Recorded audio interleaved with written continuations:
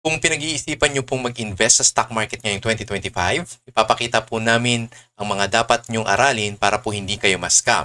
At dalawang legit na platform application na pwede nyong gamitin sa pamamagitan ng inyong telepono para makapag-start na kayo mag-invest sa stocks.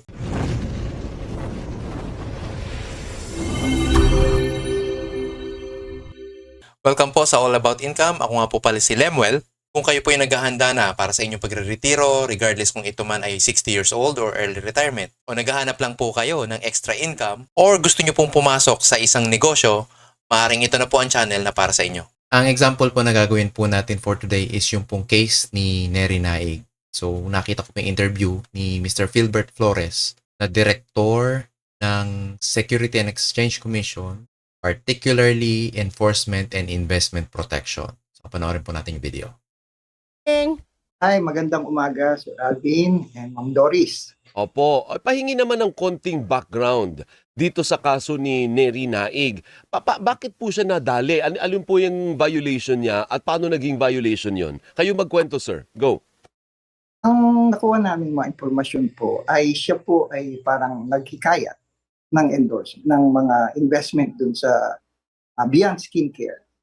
Yun po yung kumpanya na inimbestigahan po. Ganito po ang sa Securities Regulation Code po, yung Section 28 na binanggit po, ang kailangan po kapag ang isa ay involved sa buying and selling ng securities po, investment contracts, etc., etc., yan po ay kailangan nakarehistro sa SEC. Bakit po kailangan rehistro yan? Kasi yung meron pong obligasyon yan, minemaintain po dapat integrity ng market, yung investment market, yung capital market na tinatawag, para po pagka mas marami nagtitiwala sa mga produkto natin, sa mga securities natin, mas maraming mag-inganyo at additional investment opportunity po yan sa mga tao. Kaya po ang SEC po nire-require po, bukod po sa may secondary license yung kumpanya, tapos meron po yung mismong securities na ini-issue nila nakarehistro, pati po yung nagbebenta. Kailangan po nakarehistro sa atin. So, yun mga ka-partners, ang sabi ni Direktor, kailangan daw, para daw po maging legit yung nagbebenta o yung inaalok sa inyo for investment o ipapasukin nyo, dapat may secondary license. Yung mismong security na inaalok sa inyo o na i-invest sa nyo, dapat rehistrado. Tapos po, dapat din, yung nagbebenta ay rehistrado din. Isa-isahin po natin yan.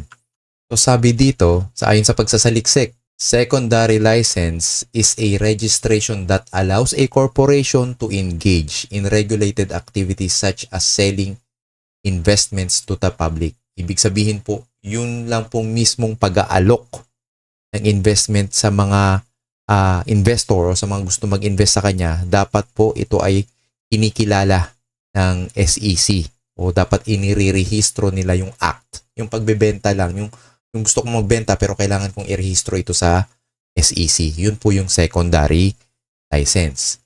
Yung pong sinasabi naman ni Director kanina na yung mga securities daw dapat din rehistrado. Ano-ano ba yung mga securities na yun? Ito po yung mga stocks. Yan. Yes, stocks are type of security investment. Meron din pong bonds. Yan, derivatives, ETFs, mutual funds, and others. Kasama dyan yung I think ang tawag nila dun ay REITs, REITs.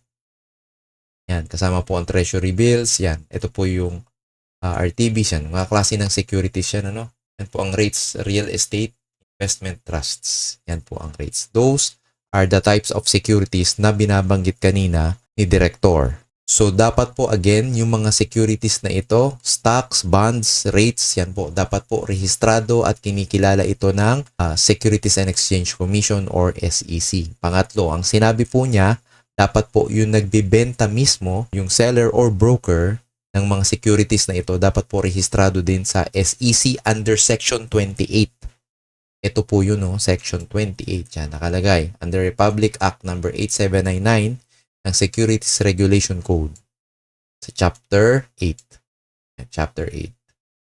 Section 28, registration of brokers, dealers, salesmen, and associated persons.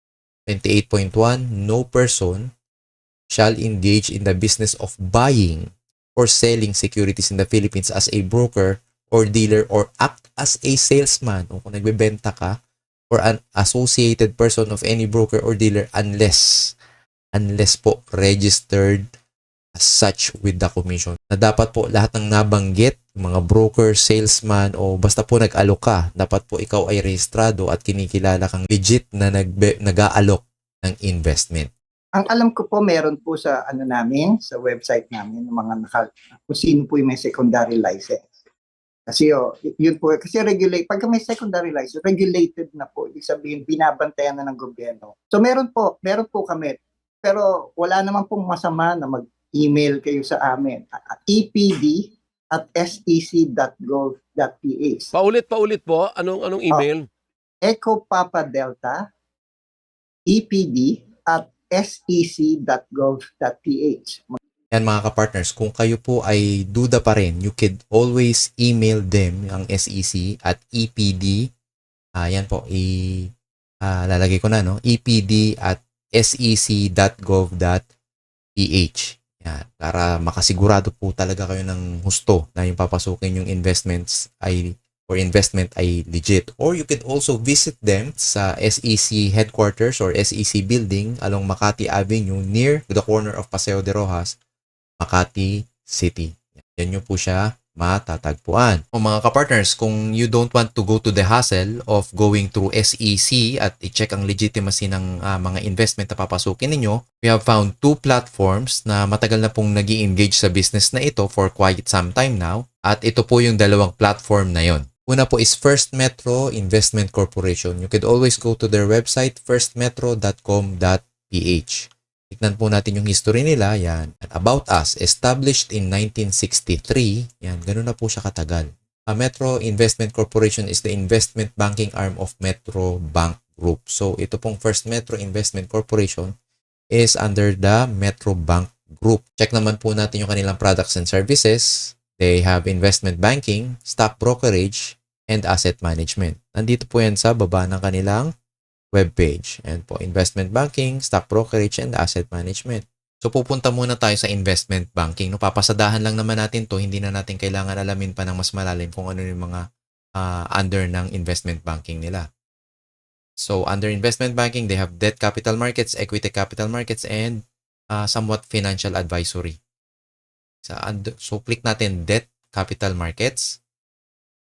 Ayan. Sa debt capital markets, they have bonds, corporate notes, perpetual preferred shares, commercial papers, corporate term loan, acquisition finance, and project finance. Ayan. May mga explanation naman po yan, pero kung gusto nyo pang mas malaman ng mas malalim na impormasyon tungkol dito, you could always send them a message. Yan po, click nyo lang po dyan.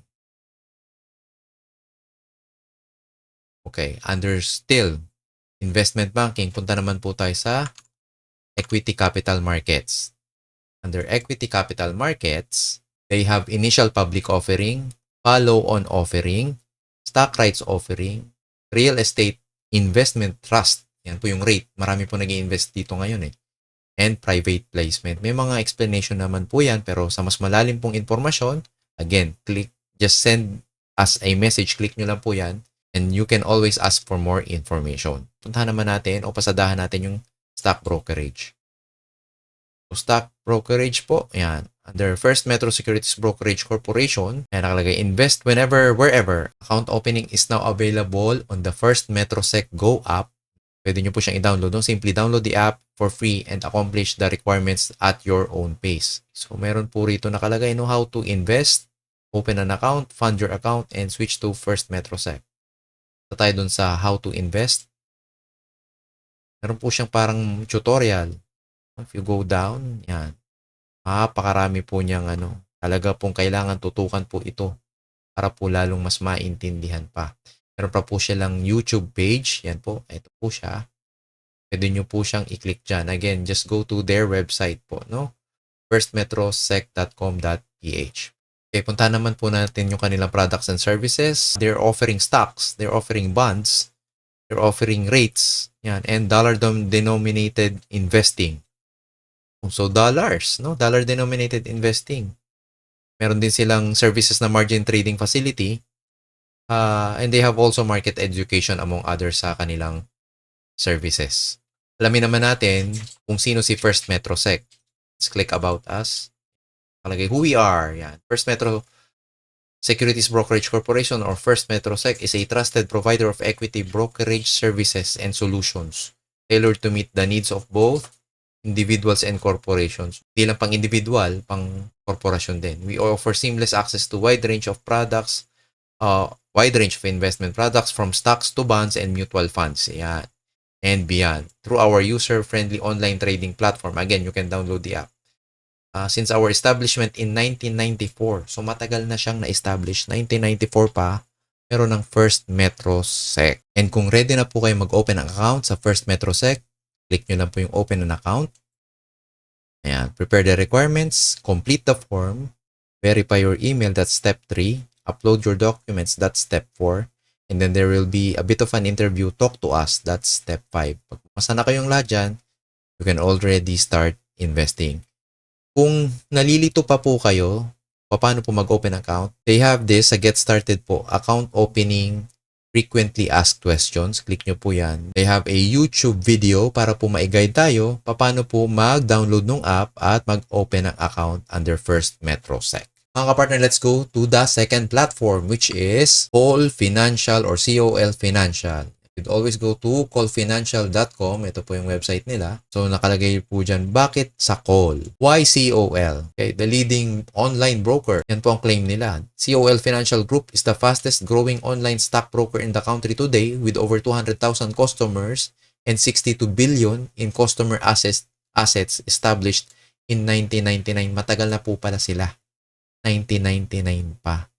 Ayan, COL being the number 1 online stockbroker in the Philippines, prides itself in making investing in the stock market for everyone by sharing its knowledge and market expertise through its user-friendly online trading platform. Again, kagaya po ng First Metrosec, pwede nyo rin pong i-download ang kanilang platform. Extraordinary value, a powerful online platform, direct market access and order execution, expert insight and research, yan. 24/7 access to your COL account and portfolio, lowest commission rates. Syempre naman po kasi kailangan din nilang kumita. Mobile device access po, iPad and iPhone po, pwede din po yan. Ngayon alam na po natin kung kailan na-establish si COL Financial Group.